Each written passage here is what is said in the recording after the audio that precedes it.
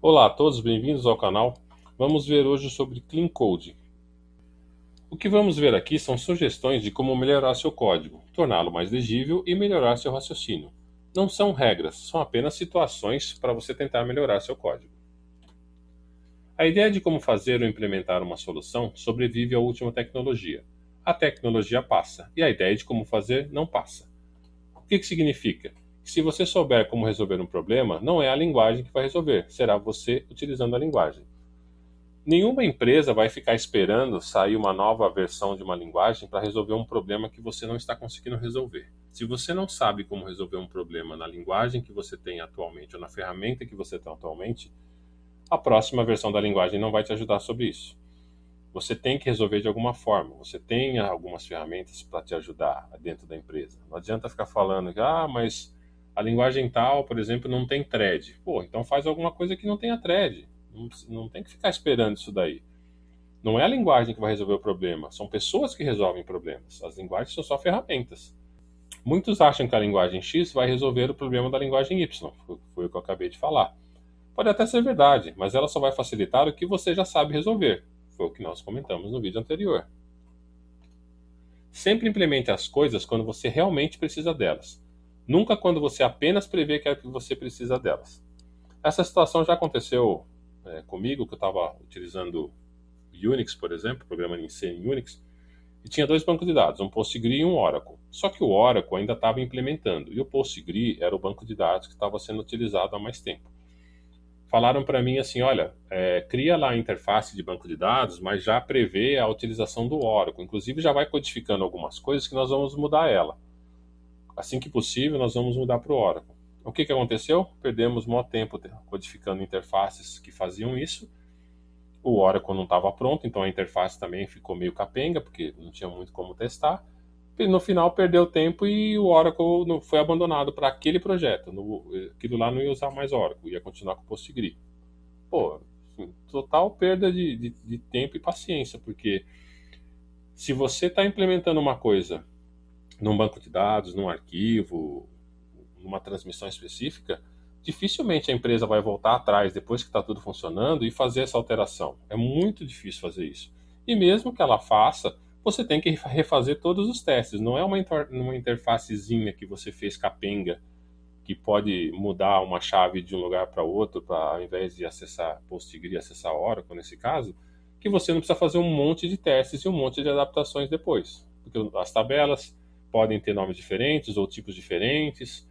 O PostgreSQL ele não é muito forte na parte de constraints, o Oracle já é bastante forte, então às vezes tem que verificar outras coisas. Então é como se você estivesse implementando uma novidade no código. Não adianta ficar tentando prever muita coisa. É claro que você pode usar design patterns que a transferência de um tipo para outro seja mais fácil, mas se você perder muito tempo fazendo isso, já não é vantagem. Simplesmente crie lá o design pattern referente a esse tipo de mudança de banco de dados, que foi o caso, ou de arquivo, e não se preocupa muito em ficar implementando a parte que ainda não vai usar. Implementa a parte que vai usar, depois você se preocupa com isso. O que você pode fazer, por exemplo, em tempo de projeto, o cara fala assim, eu quero que você grave no banco de dados e também emita um relatório. Então são duas condições, é uma condição END, banco de dados e relatório. Aí, nesse caso, você já faz duas interfaces, uma que grava em arquivo, por exemplo, e a outra que grava no banco, mas assim, já foi definido em tempo de projeto, não é uma coisa que no futuro talvez use. Copiar e colar é um erro de design. Por quê? Porque às vezes você pega código pronto na internet e quer simplesmente utilizar ele dentro do seu código. Você não sabe direito o que ele está fazendo e você não consegue dar manutenção. Então você acaba adaptando todo o seu código que você escreveu para o código que você copiou. O ideal é você, se você não tiver muito tempo, apesar que eu duvido muito que se você copiar e colar e perder tempo entendendo se aquilo vai funcionar para você, não seria menos vantajoso do que você simplesmente escrever o código. Porque você sabe o que tem que fazer, não sabe? Você conhece a linguagem, você sabe que tipos de código tem que ser escrito. Copiar e colar é muito legal, mas será que você vai ter que fazer muita modificação dentro do código? O cara está usando, sei lá, um SharePoint, aí você tem que usar std_string, ou está usando um float, você tem que usar int, aí tem que... O tempo que você vai perder corrigindo o código que você copiou e fazendo o teste, talvez seja maior do que você ter feito seu próprio código. Mas é uma questão de cada um ver o que é melhor, né? A otimização prematura é a raiz de todos os males, ou pelo menos da maior parte deles, na programação. O que significa isso? Se você for muito bitolado em fazer uma performance muito alta no código, você vai perder tempo, que geralmente você não tem se você trabalha em empresas, e você vai ter muitos bugs, porque a otimização acaba gerando bugs. O que geralmente é recomendável? Você faz a sua codificação do jeito que você sabe e faz seus testes. Se em algum ponto do código você perceber que está muito devagar, está muito ruim o processamento, aí você vai naquele ponto e faz a otimização, não no código todo. E uma coisa que vai acontecer conforme você codificar, isso não tem a ver com idade, mas sim tem a ver com o tempo de programação que você tem. Quanto mais você programar, mais automaticamente você vai otimizar seu código. Por exemplo, ao invés de botar um incremento do lado direito, você vai botar do lado esquerdo. Ao invés de fazer um for para achar um item específico, você vai usar um find, se tiver isso no container, né? Ao invés de você fazer uma procura na lista inteira, você vai já pensar em colocar aquilo num container que tenha índice, e assim por diante. Então, quanto mais você programar, mais automaticamente você vai otimizar seu código. Vai ser uma coisa natural para você. Você não tem que voltar lá e fazer isso. E se houver um trecho de código que está muito ruim, aí sim você vai focar naquele trecho de código, vai fazer as otimizações e vai fazer muitos testes para ver se aquilo funcionou ou se continua dando o mesmo resultado que estava dando mais devagar. Não sei se isso ficou claro. Você fazia um negócio que demorava, sei lá, 20 minutos. E de repente o cara falou, não, 20 minutos é pouco, tem que fazer em 5. Só que você tem que fazer em 5 minutos o mesmo resultado que fazia em 20. Então você tem que fazer muitos testes para ver se a otimização não estragou seu código. Os programas devem ser escritos para pessoas lerem e apenas incidentalmente para as máquinas executarem. O que significa isso? Colocar nomes de classes claros, nomes de variáveis claros, a função, o que ela faz, ela tem que estar muito clara o que ela está fazendo. Para de ser preguiçoso e ficar abreviando nomes de classes, nome de funções, nome de variáveis. Escreve lá 30 caracteres na variável, na classe, não importa. Separa elas com underline ou com letras maiúsculas, capitalizado, né? Letras maiúsculas e minúsculas, igual o Java faz. Mas ela tem que ser clara no que está no propósito. Não repita o nome das classes nos atributos. Tá vendo esse atributo aqui, ó? Title, o título. Por que tem o nome da classe aqui junto? Não precisa, é totalmente desnecessário. Antigamente, quando se usava outro tipo de codificação, você botava o tipo que a classe tinha, porque o SDK que você estava usando não conseguia identificar, clicando na variável, qual era o tipo dela, não tinha lá o tooltip sobre isso. Você simplesmente tinha que voltar o código todo, lá, paginar o código para saber aqui que a variável title era um tipo string. Hoje em dia os SDKs não tem mais esse problema. Você passa o mouse em cima da variável, ele já te diz o tipo e até outras regras. Então esquece isso. A mesma coisa aqui nesse item aqui, no caso é o nome da classe, né? Nesse item aqui é o tipo que eu acabei de falar, né? Não precisa botar nem nome da classe nem tipo na variável. Você já sabe o que fazer. Evite abreviações nas classes ou variáveis. Pô, você tem uma classe carro aqui e você instanciou CPL. O que é isso? O que significa CPL? É muito mais fácil colocar assim, carro para lavar. Pô, então eu sei que a classe carro, com essa variável aqui, são só os carros que vão ser lavados, não esse CPL esquisito, que eu não sei o que significa aqui, abreviação de sei lá o quê. Mesma coisa aqui, Jamprim, o que é? Janela primária, principal, tá escrito em inglês, português, né? Então tá ruim isso aqui, não tá legal. Então põe janela principal, aqui ela tá capitalizada, aqui ela tá com underline, capitalizada. A variável também é a mesma coisa, tá claro o nome dela aqui. Outros exemplos aqui, ó, GDT, o que é isso? É um número mágico isso? Para que serve isso? Aí tem uma descrição aqui, gravidade da Terra. Tá, já ficou mais claro, já sei o que significa. Ou então, gravidade de aceleração da Terra. Ah, então esse daqui é o índice da aceleração quando um corpo cai na gravidade do planeta. Esse daqui está mais claro que o anterior. Então não fica com preguiça de escrever. O compilador vai transformar isso em endereço de memória. Ele não está nem aí para esse nome. Isso aqui vai virar um código de memória. Isso daqui é feito para você entender o que ele faz, não o computador. O computador sabe o que fazer. O código deve conter uma história e ser autoexplicativo. Os comentários devem ser evitados sempre que possível. Cai de novo na mesma situação. Nomes de classes claros, variáveis claras, funções claras. O que a classe, olhando para o nome dela, você sabe o que ela faz. Olhando para a variável, você sabe o que ela contém. Olhando para a função, você sabe o que ela vai fazer. Se você tiver que colocar muitos comentários, significa que não está claro o seu código. Então, qualquer idiota pode escrever um código de computador possa entender. Bons programadores escrevem código para que os humanos possam entender. Essa frase foi dita por Martin Fowler em 99. Ou seja, dentro de uma empresa, o que é importante? É você mostrar que você é um gênio da codificação e ninguém mais consegue entender seu código, ou todos que pegam o seu código consigam entender e dar manutenção nele, até você próprio. Não vai falar para mim que depois de 3 meses você consegue entender o código que você escreveu. Você já passou tanta coisa na sua cabeça, você já codificou tanta coisa que você não vai entender mais as regras. Por que tem aquele if ali? O que é esse número mágico aqui? Se ele tiver claro e qualquer um puder entender, você também se livra de ficar dono daquele código. Toda vez que tiver alterar, tem que chamar o fulano. É só ele que mexe no código. Pô, você não cresce para lugar nenhum fazendo isso. Você vai ser sempre o cara que dá manutenção no código velho. Todo mundo fazendo coisas novas, em linguagens novas, em plataformas novas, e você preso na velha. Por quê? Só você dá manutenção naquilo. Não acho interessante, mas sei quem sabe de sua vida. Aqui, esses comentários são úteis. Ó. Customer Index significa o quê? Incremento do índice. Bom, acho que já está claro, né? Não precisa comentar isso. A classe de baixo aqui, ó, Get Customer by Index. Pô, pegar, retornar o customer pelo índice. Claro, não precisa comentar isso, né? Totalmente inútil. Aqui também, ó, retornar a conta do cliente. Pô, precisa comentar isso. Se do jeito que está escrito aqui não está claro, escreva o nome da classe mais claro, escreva o nome da função mais claramente. Ó. Esses comentários são totalmente desnecessários. Esse aqui, então, é um clássico, ó, desconto de 10%. Pô, mas quem garante que o desconto é de 10%? Não pode ser outra porcentagem? Não pode ser zero aqui? Em algum momento o cara fala, não vai ter desconto, põe zero. Então como que o cara sabe que aqui é 10%? Totalmente desnecessário. A própria nome da função tinha que dizer aqui, ó, setando desconto. É que aqui está em inglês, talvez fique difícil de você entender. Então o próprio nome da função aqui tem que dizer o que ela faz. Né? Como ela faz, não é problema seu aqui. Simplesmente dizer o que ela faz.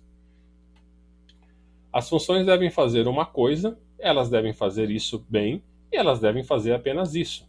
É o que estamos comentando aqui. A função ela só tem que fazer uma coisa e muito bem. Isso daqui é uma frase do Ken Thompson, quando ele criou a linguagem C. Você já viu uma função que tem lá 300 linhas e faz tudo? Ela pega o nome do cliente, calcula a porcentagem do salário, por exemplo, vai no banco de dados verificar se o cara existe ou não, inclui e ainda mostra na tela. Pô, isso é uma função que faz tudo. Tinha que dividir ela em várias outras.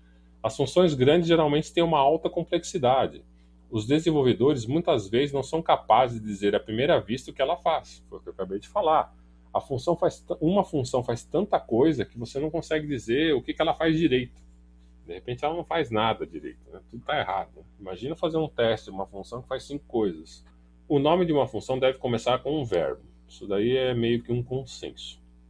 Então aqui nós temos um exemplo. Calcular salário, recuperar código do banco. Tem dependente, significa que ele retorna um verdadeiro ou falso, né? Seria o caso de isDependent. Não sei se você já viu funções que tem o is. Geralmente quando uma função em inglês tem is, ela retorna verdadeiro ou falso. Ela só quer saber se tem ou não o que você está procurando. Aqui também, atualizar empregado. Ela atualiza e retorna um verdadeiro ou falso. Ela ficou claro aqui. Ela vai atualizar o cara e vai retornar se foi bem sucedido. Aqui no dependente, ele só vai retornar se tem ou não. Aqui é a mesma coisa, inserir data do último processamento. Tá vendo como está longo aqui, está claro o que ele está fazendo? O nome de uma função deve expressar sua intenção ou propósito e não explicar como funciona. Aqui é a mesma coisa. Aqui não está escrito calcular salário baseado no índice de recuperação do ICMS. Recuperar código do banco do cliente cadastrado quando ele for, sabe? Não tem, é simplesmente assim, calcular salário. É o que ela faz. Como ela faz, você vai entrar nela para descobrir. Espero que tenha ficado claro esses propósitos aqui. É recomendado que a função receba até 3 parâmetros. Isso também é um consenso. Caso contrário, seria interessante receber uma estrutura. Eu vou mostrar aqui algumas funções do Windows, que são funções antigas, desde o Windows 3, que recebe assim, um bando de parâmetros ao mesmo tempo. Seria interessante, é um consenso também que até 3 parâmetros é legal. Talvez um quarto se você não vai ter um quinto. Então 3 parâmetros seria interessante. Se você vai mais do que isso, talvez uma estrutura seja melhor. Igual está aqui, ó. Eu não sei se você conhece a função Create in Window, que ele cria uma janela no Windows. Olha quantos parâmetros ele está passando. Isso aqui não é ruim de ficar entender. Pô, o parâmetro 1 é o estilo, é o parâmetro XY, tá, a coordenada na tela, mas qual que é? É 1, 2, 3, é o quinto parâmetro é o X, o sexto é o Y, sabe? É complicado você passar parâmetros assim, não é legal. Você se perde, você não sabe mais onde está, começa a dar muito bug, você inverteu aqui esses dois, você não sabe mais a altura aqui, você inverteu com tamanho. Aí você põe era para botar um menu, você botou instância. É complicado ser assim. Se fosse uma estrutura, seria melhor. Sempre, eu disse sempre, teste ponteiros. Tá vendo a classe instanciada aqui com o new? Faz um teste se o instanciamento foi legal. Sempre faça o teste, não importa. Se você está chamando uma função que retorna ponteiro, testa se o ponteiro é válido. Não custa nada fazer um ifzinho ali. Vai salvar você de ficar horas e horas tentando procurar um código que você não sabe porque está dando erro. Porque você tem certeza que esse instanciamento funcionou. E às vezes não funcionou. Então, sempre faça o teste. Para reforçar, sempre, eu disse sempre faça teste de ponteiros. Não seja preguiçoso com isso. Faça o teste. Instanciou uma classe, retornou um ponteiro, faça o teste se está válido. Falei 2 vezes para ser bem enfático, hein? Outra coisa sobre ponteiros. Cada new tem que ter um delete associado. Há um vídeo no canal sobre o gerenciamento de memória do sistema operacional e ponteiros em C++. Eu aconselho que você dê uma olhada. Hoje em dia, comprar memória não é um problema, mas o que você tem que ter em mente é a boa prática. Se você alocou memória temporária, deve desalocá-la. Não tenho mais o que falar sobre isso. Pare de usar char10, por exemplo. Use std_string ou use char_pointer para constantes.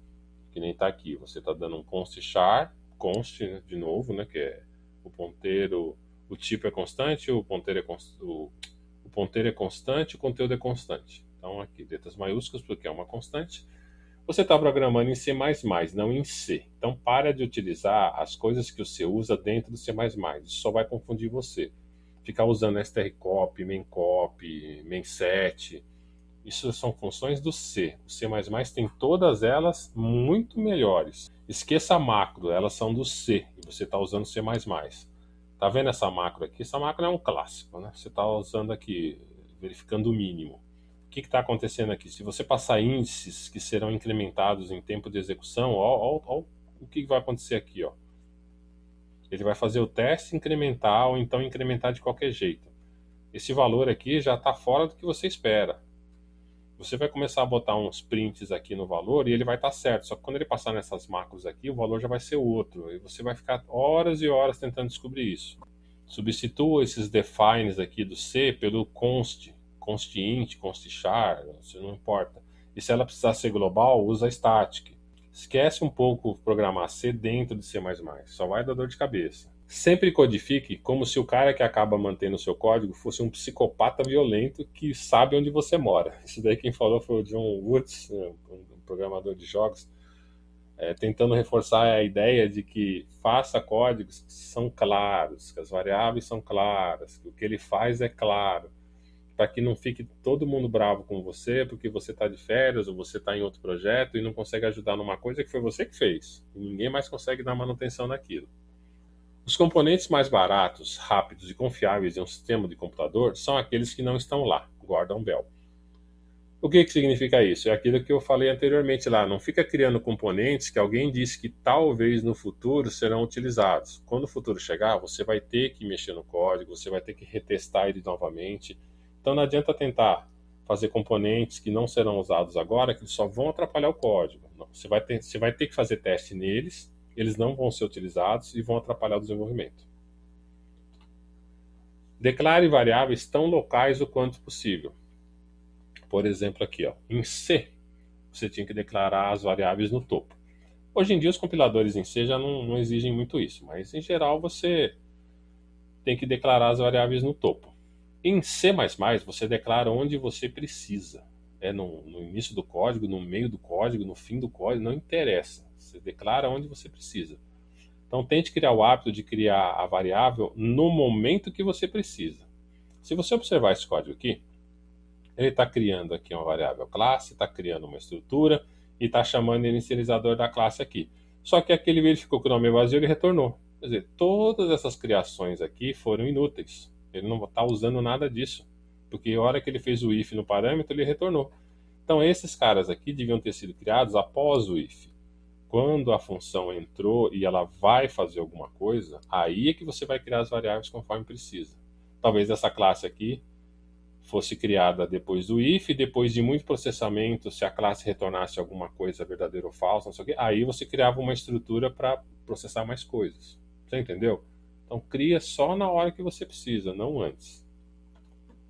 Não faça tantas perguntas. Tá vendo esse código start aqui, ó? Ele está dizendo, no caso aqui é um exemplo de motor, tá? O motor tá ligado? Ah, não, tem que ir lá fazer. Ah, ele está rotacionando? Não, tem que ir lá. Ele startou? Não.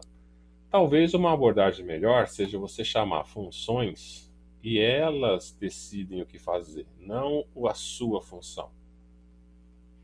Aqui você tem uma função de inicialização chamada start, mas aqui você tem pequenas outras funções ou pequenas classes que são especializadas naquilo que ela tem que fazer. Tem uma classe especializada na ignição do motor, uma classe especializada na inicialização do motor, e uma classe especializada para ver se está tudo bem com o motor.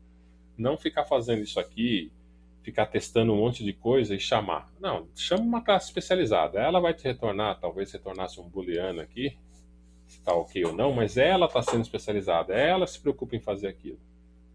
Por favor, inicialize as variáveis. Além de ser uma boa prática, você não precisa ficar decorando que tipo de escopo C++ inicializa automaticamente.